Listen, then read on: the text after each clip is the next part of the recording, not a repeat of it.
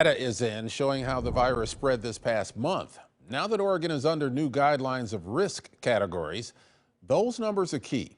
Elise Haas joins us live to explain what the numbers mean and show us the projections for December.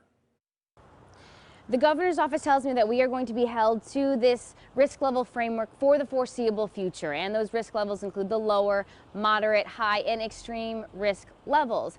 And risk levels are assessed based off of two criteria: the rate of the disease in a county and the percentage of people who are testing positive for the virus. So let's take a look at the metrics for the metro area this past month. I put together this chart so you can see the side-by-side comparison of how each county did.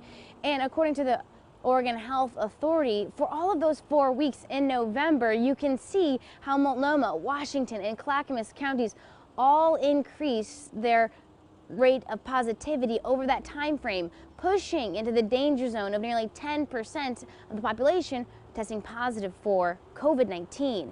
In order to be in the lower risk category, where businesses can reopen, counties have to drop to a 5% positivity test rate or lower, a metric that the metro area and dozens of other counties are nowhere near. Looking ahead to December, we still don't know what exactly will happen, but the red line on this graph shows what could happen if the rate of transmission continues like it did last month throughout the state, seeing that exponential growth.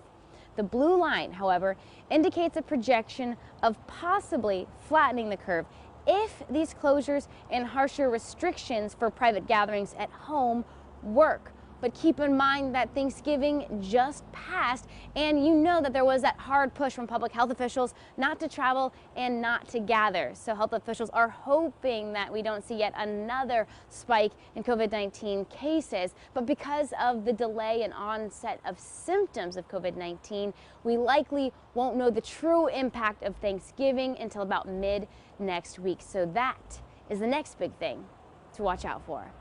In Portland, Elise Haas, KOIN 6 News.